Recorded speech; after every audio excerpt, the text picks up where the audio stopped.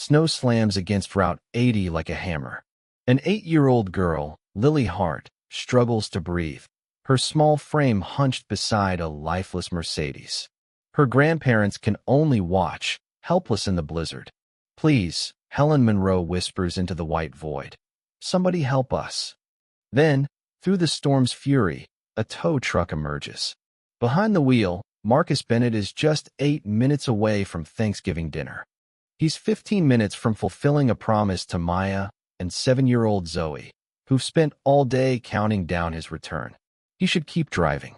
He has every reason to. But Marcus hits the brakes. He doesn't know it yet, but this single act, stopping for strangers when he has every excuse not to, will trigger the most life-altering phone call he's ever received. A call that will unearth a decade-old connection, a debt long buried, and an opportunity that could change not just his life, but the fate of an entire community. Sometimes, the dinner you miss is the moment that reshapes everything. Dear viewer, before we begin, please write in the comments where you are watching from, and support us with a like and a subscribe. Marcus Bennett, 31, locks the weathered door of Bennett Auto Repair just as the snow begins to settle on East Cleveland's cracked sidewalks. The faded sign above the garage reads like a promise he's barely holding on to. Honest work. Fair prices. Family legacy. But legacy doesn't cover rent. Marcus exhales into the cold December air, counting the day's income, $200. Enough for a grocery run. Nowhere near the $1,400 he owes by Monday. His kitchen counter back home holds a stack of overdue bills, a quiet reminder that dreams deferred still demand payment. Then his phone buzzes. Maya's voice cuts through the cold like sunlight. "Zoe's been asking about you every 15 minutes, she says, warmth in her words. "She helped make the stuffing, your recipe." In the background, little Zoe's voice rings out with giddy excitement. "Is that Marcus? Tell him I made him a turkey picture, with sparkles." Marcus feels a tug in his chest. Guilt, old and familiar. Another late night. Another evening Zoe spent watching the window. Another promise Maya quietly upheld for him. "I'm on my way now," he tells them. 15 minutes. I promise. But in Marcus's world, promises are fragile things. Keeping them is a privilege, not a guarantee. Inside his worn-out pickup, Marcus stares into the rearview mirror. His reflection shows exhaustion etched deep.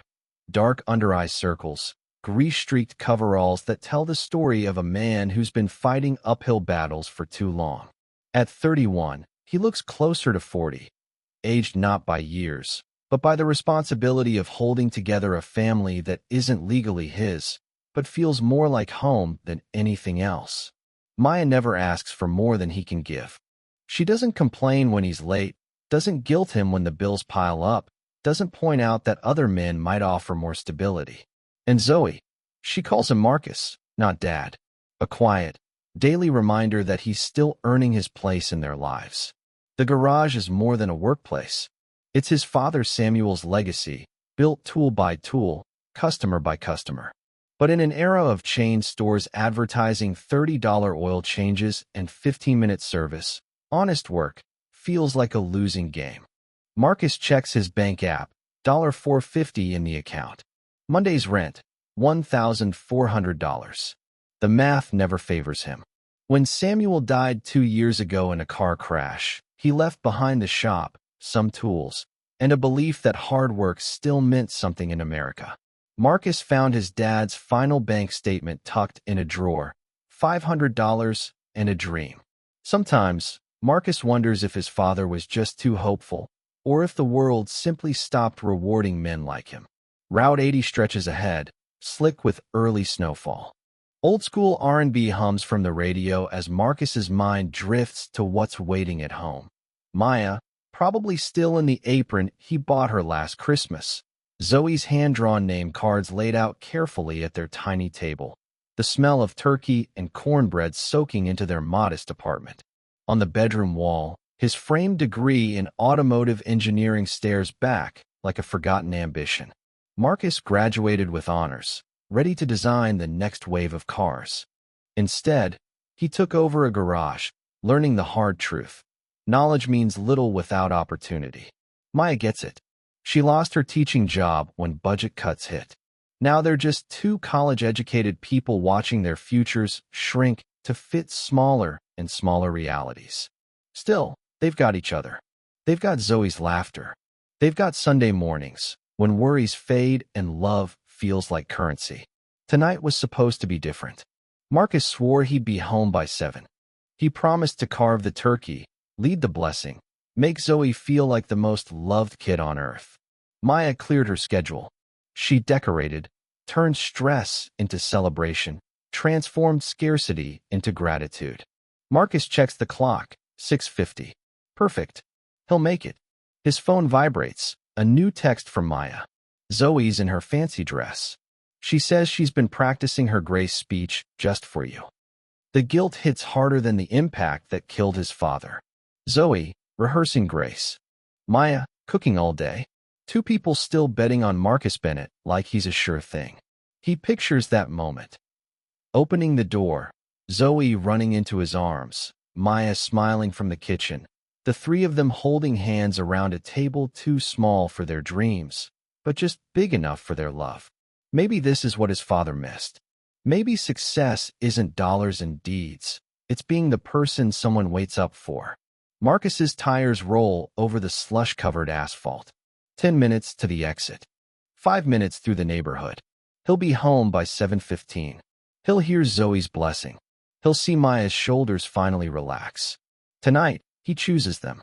Tonight, for once, family comes first. The snow thickens, but Marcus doesn't ease up. Not now. Not when he's this close. What he doesn't know is that ahead in the storm, one decision is about to rewrite everything. Just 8 minutes from his exit, Marcus spots them. Through the white chaos of the storm, a set of hazard lights blinks urgently from the shoulder. A sleek black Mercedes sits stranded, steam rising from its hood despite the freezing air. His gut reaction? Keep going. He's not on the clock, not getting paid. And Zoe is home, waiting in her fancy dress, turkey drawings in hand, grace memorized just for him. But something makes his foot ease off the gas. There's a family outside the car. Even through the snow-covered windshield, their panic is unmistakable. An older man in a sharp winter coat waves his arms at the dead vehicle. A woman shakes her phone in frustration, hoping to pull a signal out of thin air. And then Marcus sees her, a little girl in a pink coat, standing far too still in the brutal wind. She's not just cold, she's in trouble. Her small frame shakes, and it's clear to Marcus, even from this distance, that she's struggling to breathe. The way her arms wrap around her chest. The shallow, careful breaths. The look kids get when they realize the grown-ups don't have a solution. Marcus knows that look. His phone buzzes. It's Maya. Zoe just asked if you forgot about us. I told her. You're on your way. Please hurry. His thumb hovers over the reply. 8 minutes. He could text back almost there and keep driving. No one would fault him. It's Thanksgiving night. A snowstorm. And those people? They clearly have the money for roadside assistance. But the girl still hasn't moved. Marcus flips on his flashers and pulls over. The second he steps out, the cold slices through his coveralls like knives. The family turns toward him with the kind of desperate relief you only see in emergencies, like their silent prayers just got answered. Oh, thank God. The woman gasps, rushing toward him. Our granddaughter, she has asthma. The car died, and her inhaler's locked inside. Nothing's working. Marcus's eyes lock onto the child's. She could be Zoe, maybe 7 or 8. Brown curls escape a too small knit hat. Her eyes are wide and frightened, her breath's clipped and shallow. The kind of fear that makes grown men sprint, lift cars, do the impossible. Marcus kneels in the snow, voice soft. What's your name, sweetheart? Lily. She whispers, barely audible. My chest feels tight. The man steps forward, extending a firm handshake. He's silver-haired, polished, wearing a watch worth more than Marcus makes in a month. Daniel Whitaker. This is my wife, Helen. Our granddaughter, Lily. We were headed to our daughter's house when the car just quit. Marcus notes the confident grip, The briefcase in the snow marked with an expensive logo, 3 rings, and a W in the center. But his focus stays on Lily. Helen's voice wavers. Her inhaler's in the glove box, but when the engine died, the power went out. We can't open anything. Marcus lifts the hood and sees the issue immediately. A snap fan belt has wrecked the engine, sending it into a boil. Coolant is puddling beneath the car, hissing in the snow. The heat spike likely fried the alternator too, which explains the dead battery. This isn't a quick fix. This is hours of work, inside a warm garage, with parts they don't have. Lily's breathing gets more strained. His phone rings. Maya again. Her voice slices through the wind. Marcus, where are you? Zoe's worried. She thinks something happened. He looks at the screen. 7:05. Then he looks at Lily. She's trying to stay calm, but her body is failing her. There's a little girl out here, he tells Maya. She's sick. I can't leave them. The silence on the other end says everything. How long? Maya's voice is tight, strained. Marcus swallows. A couple hours maybe. I don't know. A pause. Then, Marcus. Just his name. Nothing else. But in it, he hears the weight of missed moments, empty chairs, and 7-year-old girls holding back tears. He's doubled over by guilt, but then Lily gasps again. And Marcus remembers his father's words like scripture. Character isn't proven when things are easy, son. It's proven when it costs you something. Tonight, it's costing him everything that matters. I'm sorry, he says. I'll make it up to you.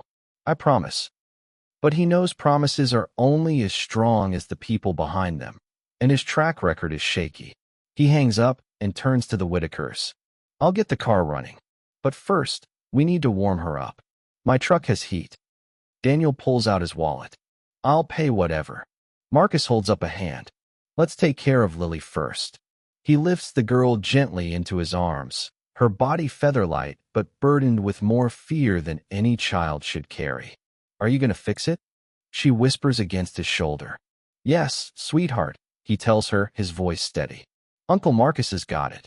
He doesn't know it yet, but that promise, simple, human, and immediate, will change both their lives. He tucks Lily into the passenger seat of his truck, wrapping her in his jacket. It smells like motor oil and sweat, honest work clinging to worn fabric. The heater blasts. Within minutes, her breathing starts to settle, the bluish tinge around her lips fading. Tell me about school, Marcus says, gently probing to keep her calm and talking. Her voice comes back in soft, steady waves. Mrs. Patterson's nice, she says. She lets us draw during reading. Marcus radios dispatch. Bennett Towing, Route 80, mile marker 34. Got a 7-year-old in respiratory distress, likely asthma. Requesting EMS when road conditions allow. The response crackles through static. Copy, Bennett. ETA unknown. Continue first aid. Monitor the child. Outside, the snow thickens. Temperatures drop. And the roads? They're vanishing beneath the storm. Marcus grabs his emergency kit from the truck bed. He's not a hero. He's just someone who couldn't drive past. Marcus always keeps a stash of emergency tools and parts in the back of his truck, just in case. And this is exactly the kind of just in case that justifies every extra dollar he's ever spent. But when he takes another look under the hood of the Mercedes, the full scope of the damage comes into focus. And it's worse than he thought. This isn't just a stalled engine. The overheating has wreaked havoc across multiple systems. Everything's connected, and everything's gone wrong. Helen joins him by the open hood, her expression hopeful but tense. Is it bad? Marcus exhales slowly, his breath curling in the freezing air. I won't sugarcoat it, he says. The cooling system's toast. Fan belt's gone. Radiator's cracked. Water pump's probably out too. Under normal conditions? That's a 6-hour job. Helen's face falls. And these are far from normal conditions. He glances back toward his truck. Through the fogged glass, Lily has drawn a little smiley face, her fingers still on the glass as if willing things to be okay. No, ma'am, Marcus says softly, these aren't normal. But I've got a few tricks up my sleeve. What Marcus says isn't a miracle. just a mechanic's version of one. He pulls from his emergency stash a spare fan belt, coolant, high-strength leak sealant.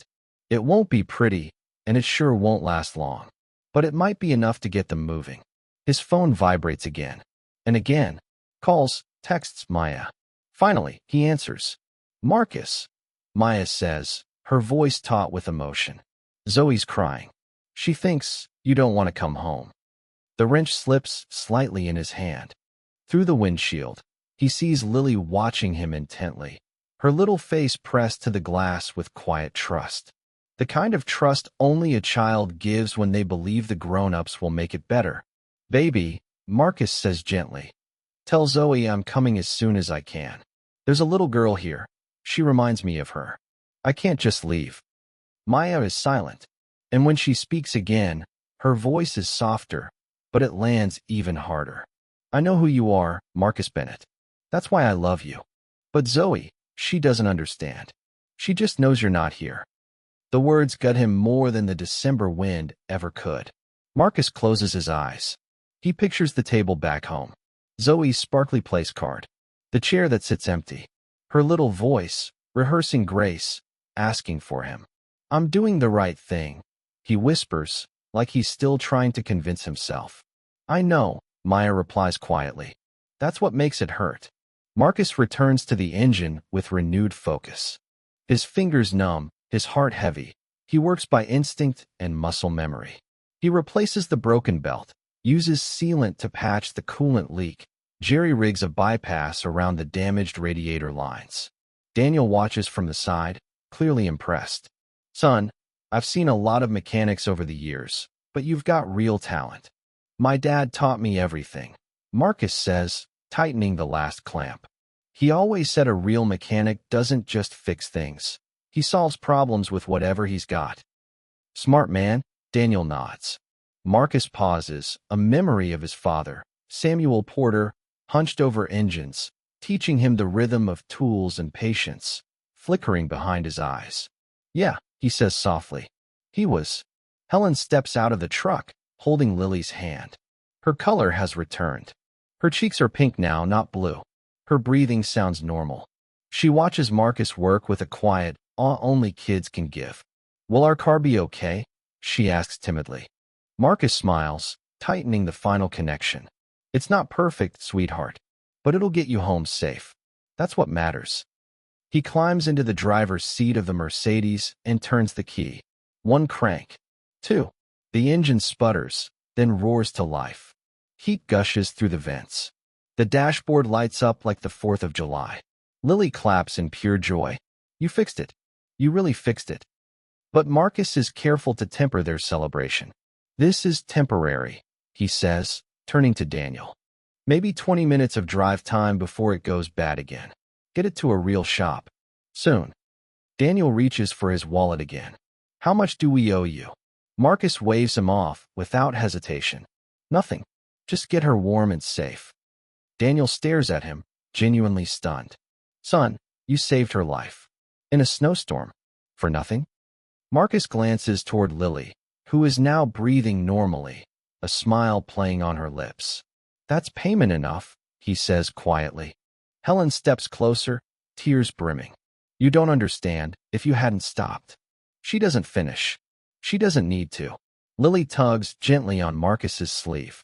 Thank you for helping me breathe better, she says. Then she takes a small, handmade bracelet from her wrist, a bright tangle of thread and care, and hands it to him. This is for you, because you're the nicest man in the whole world. Marcus feels something shift inside him. He tucks the bracelet into his coverall pocket like it's made of gold. You keep being brave, Lily, he tells her, and take care of that heart. As the family prepares to leave, Daniel insists on pressing a card into Marcus's hand. Please, take this. You've earned more than you know. Marcus glances at it. Thick cardstock, raised lettering. Daniel J. Whitaker, CEO. But he doesn't dwell on it. Lily's smile still holds his full attention. His phone reads 8:30. Drive safe, he says, waving them off. And get that car checked out first thing. Daniel's grip is firm as he shakes Marcus's hand one last time. Marcus Bennett. I'll remember that name. Marcus just nods, thinking it's a kind gesture. He doesn't notice Daniel pulling out his phone immediately, already making calls as the Mercedes disappears into the storm. Alone again, standing beside his truck, Marcus exhales. He's 2.5 hours late. Zoe's probably fast asleep. Maya is likely scraping plates into the trash. Another broken promise. But in his pocket, Lily's bracelet feels heavier than it should. And in his chest, something aches, but it's not regret. It's the weight of a choice. A choice that cost him everything that mattered tonight. At least, that's what he thinks. For now, by 9:15, Marcus is cruising through the quiet streets of East Cleveland. The storm has passed, leaving behind a hushed world blanketed in snow. Streetlights blink weakly above empty sidewalks. In his coat pocket, Lily's friendship bracelet sits like a small, meaningful weight. His house is dark except for the porch light, always left on, a quiet beacon from Maya. Her car is in the driveway, meaning she's home. Probably clearing away the remains of the dinner he missed. Probably tucking Zoe into bed, explaining why the man who promised to carve the turkey wasn't at the table. Marcus doesn't step out right away. He sits in his truck, staring at the front door, trying to gather up the courage to face what his decision really cost him. Inside, the apartment still smells like Thanksgiving. Turkey, stuffing, cranberry sauce. The warmth of a family meal he traded away for the chance to help a stranger. The dining table is exactly how Maya must have set it hours ago. At one seat, a hand-drawn place card reads Marcus in purple crayon. Its edges glittered with Zoe's careful touch. A covered plate waits on the counter with a note, written in Maya's steady handwriting. We're proud of you. Heat this up and get some sleep. Love, H&Z. The kindness of those words hits him harder than any accusation would have. He finds Maya in the bedroom, sitting under a dim lamp, grading papers even on Thanksgiving. She looks up when he enters, her face unreadable. How's the little girl? She asks. Lily, Marcus replies. She's okay, breathing fine when they left. Still in his coveralls, Marcus sits on the edge of the bed. Maya, I'm sorry. I know tonight mattered. Marcus, she interrupts gently. Stop apologizing for being exactly who you are. But Zoe, she was disappointed, Maya says plainly. She cried for 20 minutes and asked why you didn't want to come home. She sets down her pen. Then I told her about the little girl who couldn't breathe. You know what she said? Marcus shakes his head. She said, oh. Then she said, Marcus had to help her. Like he helps everybody. And asked if we could save you some pie. Marcus feels something crack open in his chest. A kind of quiet awe. His 8-year-old, who doesn't even call him dad, understands what he still struggles to believe. Helping others isn't a flaw. It's a strength. Maya reaches toward the dresser. I found something in your coveralls. She hands him a business card. Do you know who this is? Marcus looks at it for the first time with fresh eyes. Daniel J. Whitaker, Chief Executive Officer, Whitaker Industries. He frowns. Some businessman, I guess. Why? Maya flips open her laptop and begins typing fast. Marcus, look at this. Search results flood the screen. Whitaker Industries wins $2. $3 billion defense contract. Billionaire Daniel Whitaker launches new community investment fund. Whitaker Foundation donates $100 million to education initiatives. Marcus stares at the photos, especially the corporate headshot. It's him. The same worried grandfather Marcus had just spent the night helping. That can't be right, Marcus says slowly. He was just a man. A grandpa. A guy whose granddaughter needed help. A man worth $3 billion, Maya replies, eyes locked on the screen. And he saw exactly who you are. The guy who stops to help. Who fixes things. Who keeps promises to scared little girls even when it costs him everything. Marcus looks at the bracelet in his hand, then back at the business card. The dots begin to connect, almost too neatly. What do you think he'll do? Maya closes the laptop and takes his hands in hers. I think Daniel Whitaker spent his Thanksgiving watching a man choose compassion over convenience. I think he saw someone worth knowing.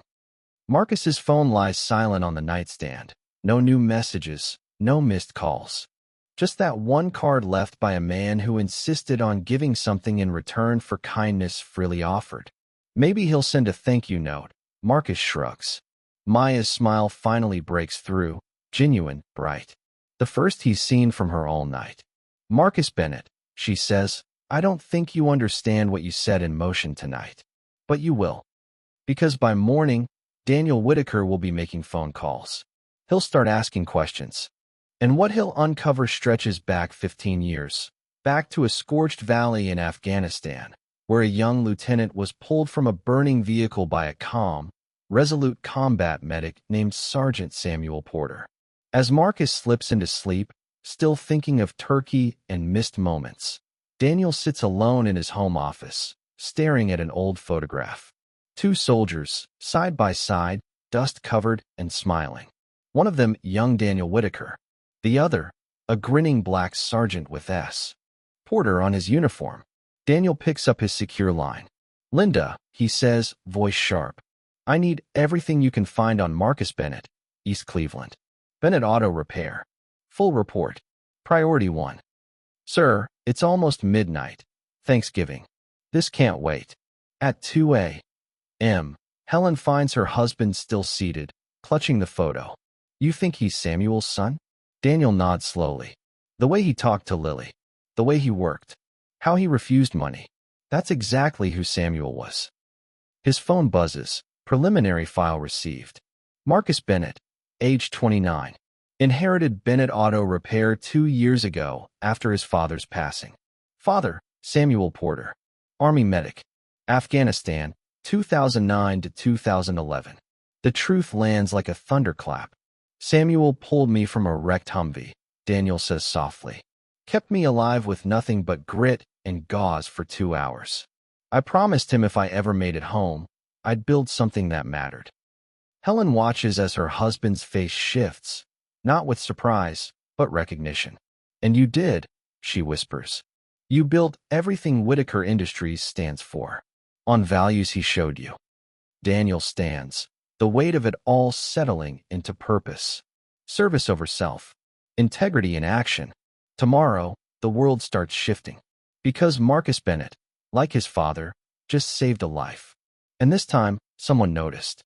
I've spent 15 years trying to find his family, Daniel says, his voice thick with memory. Through every veteran outreach, every scholarship fund we launched, always hoping I'd find someone connected to Samuel. And then last night, his son saved our granddaughter. Helen, watching him quietly, asks the inevitable. So what now? Daniel doesn't hesitate. He picks up his phone. I'm calling him. It's 3 a.m, she says, surprised. I've waited 15 years to pay back a debt that saved my life, he replies. I'm not waiting another minute. A few streets away, Mrs. Patterson, Marcus's elderly neighbor, peeks through her curtain. She saw the expensive cars parked outside earlier. That boy's always helping everyone, she murmurs to her husband. About time someone helped him back. At the Whitaker Industries headquarters, the overnight security team logs an unusual entry. Daniel Whitaker, CEO, entering the executive wing at 3:47 a.m., arms full of blueprints and legal folders. By dawn, he's made 17 phone calls. Lawyers, accountants, engineers. He's reviewed zoning permits for East Cleveland, studied local ordinances, assessed every viable development site. The gears of something massive have started turning.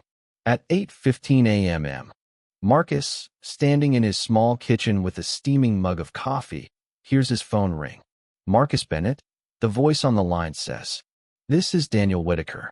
I think we've got more to talk about than just last night. I knew your father. Marcus almost drops the cup. You knew my dad? How?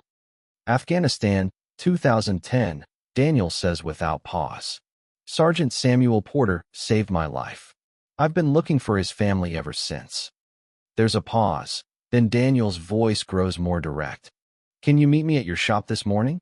There's something I need to give you, something I owe both of you. Later that Tuesday morning, Marcus stands inside his garage, gripping a wrench like a lifeline. His palms are slick with nerves.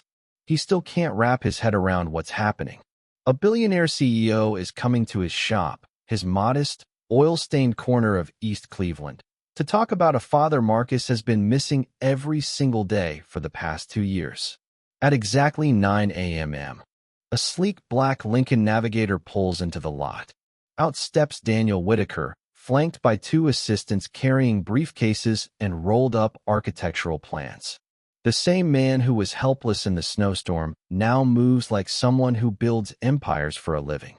"Mr. Whitaker, you didn't have to come here," Marcus says, wiping his hands on a rag. "Is Lily okay?" Daniel offers a warm but weighted smile. "She's perfect, thanks to you. But that's not the only reason I'm here." Marcus leads them into the shop, suddenly self-conscious about the chipped paint, the outdated lifts, the framed photo of his father hanging by the office door. Daniel pauses to take it all in, tools neatly arranged, everything carefully maintained. He's not just looking, he's noticing. "Your father was military?" he asks, though his voice makes it clear he already knows. "Army medic," Marcus says with pride. 2 tours in Afghanistan. Best man I've ever known. He died 2 years ago, car crash.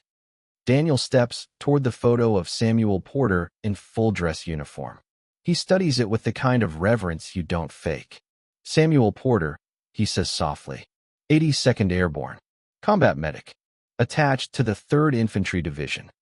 Marcus's wrench slips from his fingers, clattering to the floor. How do you know that?" Without a word, Daniel opens his briefcase and pulls out a faded photograph. 2 young soldiers in desert camo, arms slung over each other's shoulders, grinning under a blazing Afghan sun. "That's me," Daniel says. "And your father." The photo hits Marcus like a tidal wave. There's his dad, 20 years younger, smiling beside a man who now sits at the top of corporate America. "That can't be real," Marcus mutters. But Daniel begins to speak, and his voice carries the weight of 15 years. "Afghanistan, 2010. I was a green lieutenant, 25, fresh out of officer training. Thought I knew everything. Your father was Sergeant Porter, calm, capable. The kind of man who keeps officers like me alive." Marcus lowers himself onto a work stool, legs suddenly weak. "He never talked about the war," he says. "Never said he saved anyone." "He wouldn't have," Daniel replies, "because that wasn't who he was. Humble, steady, just like you." He looks at Marcus, really looks at him. "Our convoy hit an IED near Kandahar. I was inside a burning vehicle, unconscious. Your father pulled me out, by himself, while under enemy fire. Then he patched me up with a field medic kit and God knows what else. He kept me breathing for 3 hours until medevac could reach us." Marcus blinks hard, his vision blurring. He never knew this. He never would have known, because his father didn't believe in heroics. He believed in doing what needed to be done. Daniel nods solemnly. "Last night, I saw those same values in you. The way you worked, the way you didn't ask for anything. You cared more about Lily's safety than your own life." The garage goes still, just the soft hum of fluorescent lights and the faint buzz of traffic down Euclid Avenue. Marcus glances from the photo in his hands to the man in front of him, stunned by the invisible thread connecting them across time and loss. I don't understand," he says quietly. "What does all this mean?" Daniel steps closer, face lined with resolve. "It means I've spent 15 years trying to honor the man who gave me another shot at life. Every veteran initiative I've funded, every scholarship, every act of community support, it all traces back to him. But I never found you. Not until last night." Marcus paces, trying to make sense of this impossible morning. "This is insane. Yesterday, I was worried I wouldn't make rent. Now you're telling me my dad saved a billionaire?" "Yesterday you saved my granddaughter," Daniel says gently. "Same courage, same spirit, same heart." He takes a breath, then says the words that change everything. "I knew you were his son before I even knew your name." From the doorway, a familiar voice breaks the silence. "I did too," Helen says softly, stepping inside. Daniel keeps that photograph with him everywhere. a constant reminder of a man who once pulled him from the brink of death. Your father's legacy, he tells Marcus, influenced everything I've built since that day. Whitaker Industries, he explains, isn't just about defense contracts. It's about saving lives through medical technology, emergency systems, automotive safety innovations. All of it, Daniel says, was inspired by your father's selfless service. Marcus's voice catches. Dad died thinking the shop wasn't enough. He worried he hadn't prepared me for the world. Daniel places a firm hand on Marcus's shoulder. Son, he gave you everything that really matters. Integrity, compassion, the courage to stop for strangers in a snowstorm. His greatest accomplishment wasn't saving my life. It was raising a son who lives by the same values. But I'm just a mechanic, Marcus says, voice low. I fix engines, rotate tires. I don't build empires or change lives. Daniel meets his eyes. You did save a life. And you're about to find out just how far one act of compassion can reach. He gestures to his assistants, who open their briefcases, blueprints, financial breakdowns, legal documents.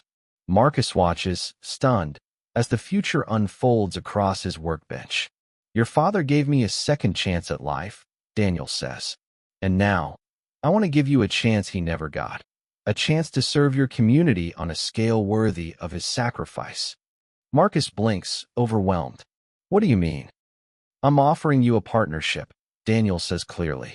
Whitaker Community Solutions, a new division focused on hands-on automotive training, career development, and community empowerment. And I want you to help lead it.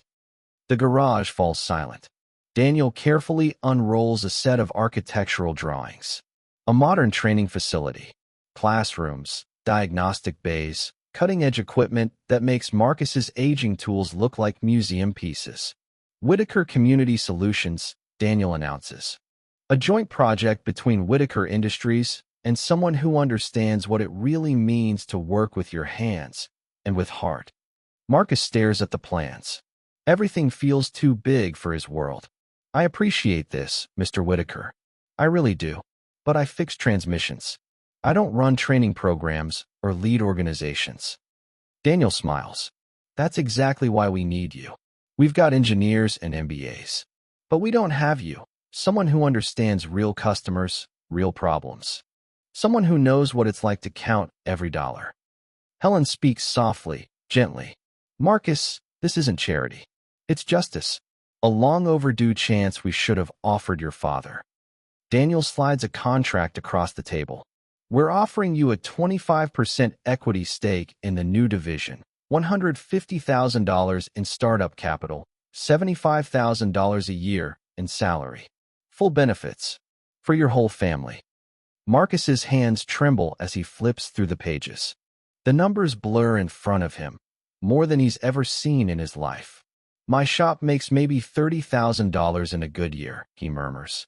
This is what your father's sacrifice earned, Daniel says, cutting in. Not just for pulling me out of a burning truck, but for teaching me how to live with purpose. Marcus walks over to the framed photo of his father on the wall. He looks into those steady eyes, searching for guidance. What exactly would I be doing? Transforming this garage into the Samuel Porter Community Automotive Training Center, Daniel explains, laying out more plans. You'd teach EV repair, hybrid systems, diagnostics. Train people who need second chances. We'll fund your certifications, Helen adds, pulling up a document. Electric vehicle systems, business management, instructional design. Not college, practical training, built on what you already know. Marcus's mind spins. What about my crew? Tony and Miguel depend on this place. Daniel hands him 2 more folders. They become instructors, $50,000 a year each. Full benefits. Growth potential. No one gets left behind. Marcus's chest tightens. Just yesterday, he was counting cash to see if he could pay rent. Now, he's staring at contracts that could change lives. And this is just the beginning, Daniel continues. We're building more centers. Detroit, Atlanta, Phoenix, each one named after a local hero. The first is your father. Marcus's eyes move across the numbers, the projections. He sees Zoe's future in those numbers. Maya's stability. His family's peace of mind. But he also feels the weight of it. Mr. Whitaker, I've never managed anything bigger than this 3-person shop. You're talking about scaling across the country. Daniel leans in, voice steady. Your father saved my life with a medic kit and battlefield scraps. Leadership isn't about titles. It's about courage when it counts. You showed that last night. Helen opens a folder of community photos, success stories from other Whitaker programs. You won't be alone, she assures him. You'll have a full team, business advisors, curriculum experts, marketers. You just need to ensure it stays grounded, that it serves real people. Marcus turns to Maya, who's been quietly reviewing every word of the contract with a teacher's eye. What do you think? He asks. She closes the folder and looks up at him, her voice calm and clear. I think this honors your father, and it gives people like us a fighting chance. This is big, Marcus, Daniel says, his voice quieter now, more personal. The kind of big that changes lives. He looks Marcus in the eye. Your father lived by one principle, service above self. This partnership would let you carry that forward in a way he never dreamed possible. Creating jobs, building skills, leaving something behind that matters. Marcus swallows hard. What's the timeline? 3 months to transition your shop or convert it into our first training center, Daniel replies, unrolling a detailed timeline. 6 months to graduate our first class of 25. 1 year to evaluate expansion into other cities. His assistants open files, schedules, rollout plans, implementation checklists. We'll cover all startup costs, Daniel assures him. The equipment, the renovations, the outreach. You just focus on building the heart of the program. Marcus walks slowly through the garage, the same space where his hands grew calloused and his dreams stayed modest. Now he's picturing students, workshops, a future, something more than just keeping the lights on. And what if I can't pull it off? He asks, searching for grounding in the uncertainty. Then you'll still be in a better place than you were yesterday, Daniel says, without hesitation. We'll help you buy a home. We'll fully fund Zoe's education. Full health care for your whole family, for life. This isn't a gamble. It's gratitude. Maya, always steady, chimes in with her own questions. Health insurance, retirement planning, relocation support. Every answer is thoughtful, detailed, solid. This isn't just a good opportunity, she murmurs afterward. It's a complete safety net. Daniel turns back to Marcus, his voice gentler now. Your father passed believing he hadn't given you enough. This proves he gave you everything. Courage, integrity, the strength to serve, even when it costs you. Marcus stares at the contract. It's not just ink and paper, it's a door. One his father opened 15 years ago. Mr. Whitaker, Marcus finally says, I need time. I need to think. Of course, Daniel nods. Take whatever time you need. Just remember, courage isn't the absence of fear. It's choosing to serve, even when fear is loud. Your father taught me that. In the desert. When I was bleeding and he refused to let me die. He slides over a business card, his personal number. Call me when you're ready to honor his legacy the way it deserves. As the Whitakers gather their things and prepare to leave, Marcus stands alone, holding contracts that could transform everything. His life, his family's future, his entire community. And he's wondering, quietly, if he's ready to be the man his father raised him to be. 12 months later, the proof is everywhere. Before, Marcus lived in a small apartment, eviction notices collecting on the table, Maya counting coins for groceries while Zoe drew on the backs of unpaid bills. Now, they live in a cozy house with a backyard where Zoe kicks soccer balls, her drawings framed on the walls. The laughter that fills their rooms is no longer forced, it's free. The local paper ran the headline, East Cleveland Mechanic Partners with Billionaire CEO. But the real story played out quietly over those first months. One student, one breakthrough, one life changed at a time. Marcus, once alone in a dim garage, now leads a 6-person instructional team at the newly named Samuel Porter Community Automotive Training Center.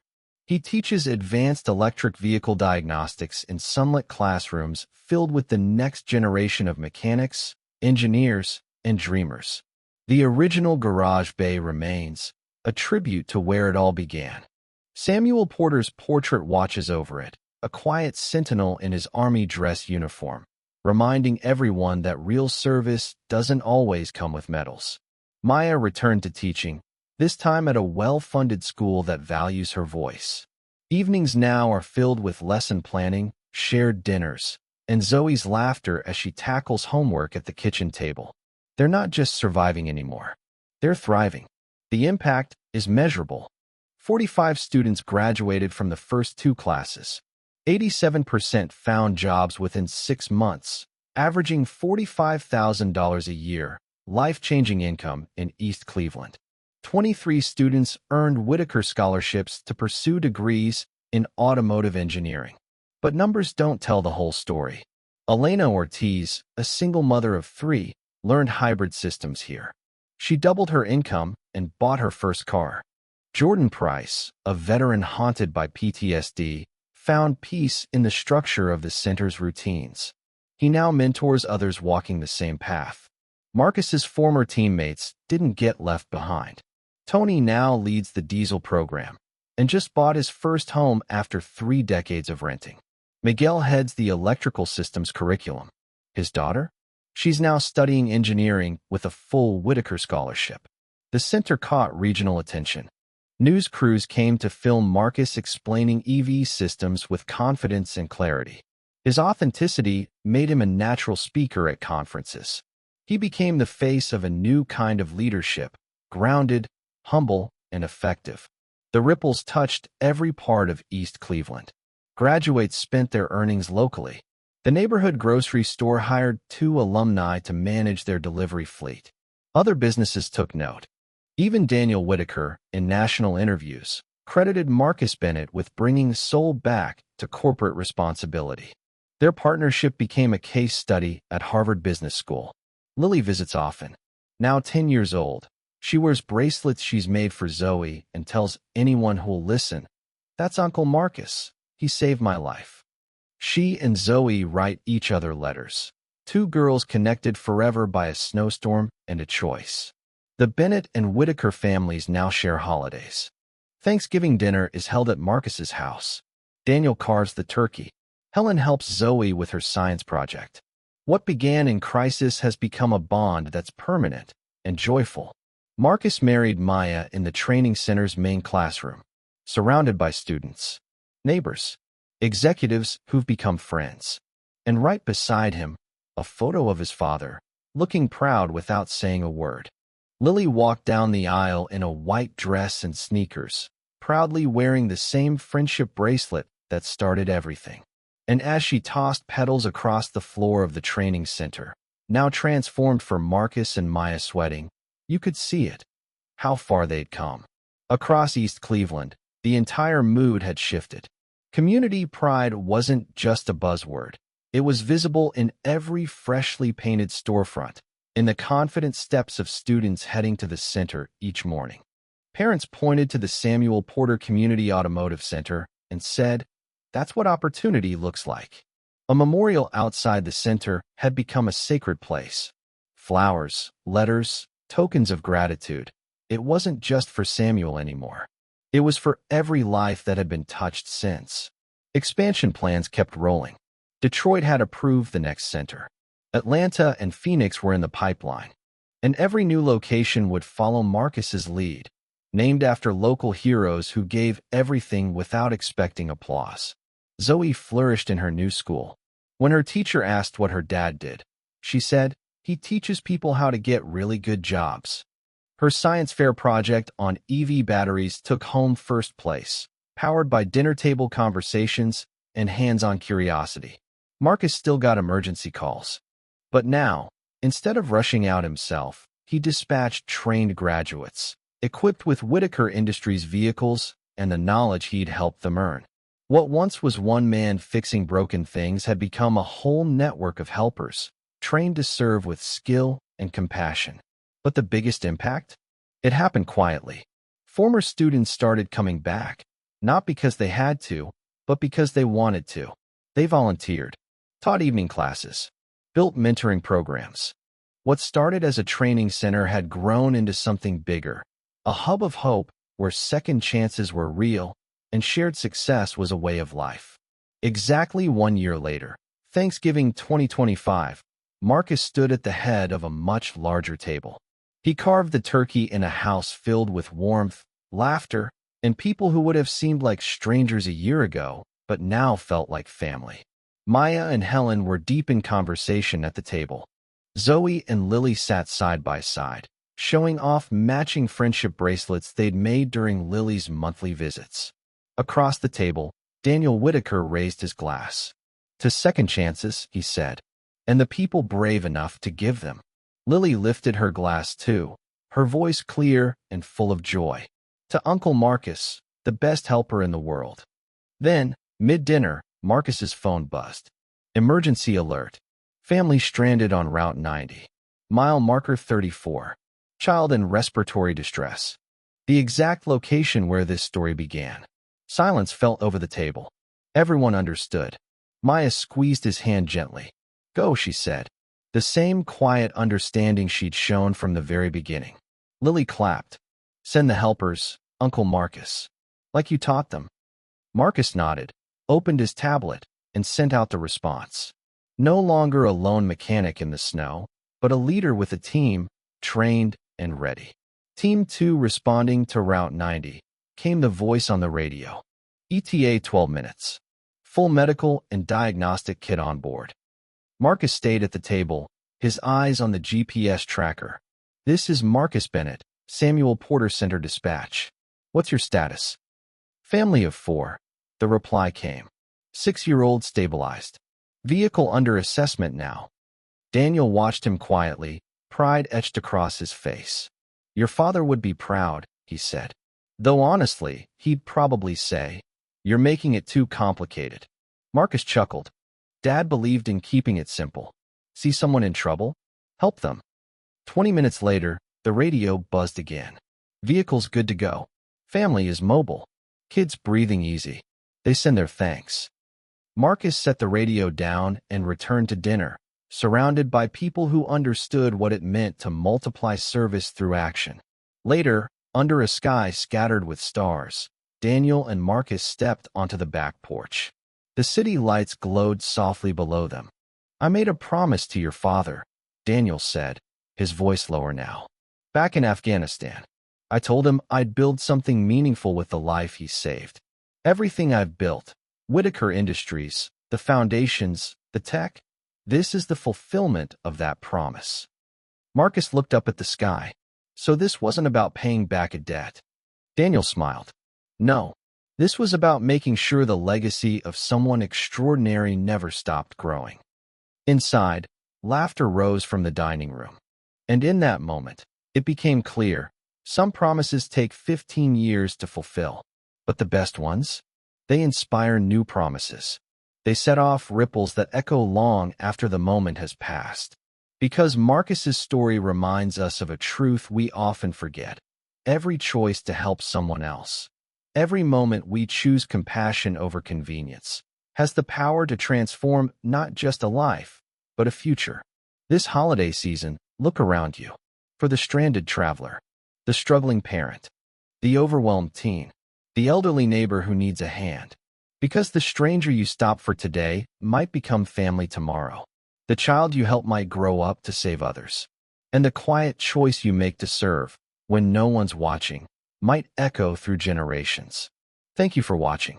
Subscribe me and hit the notification bell to not miss new stories.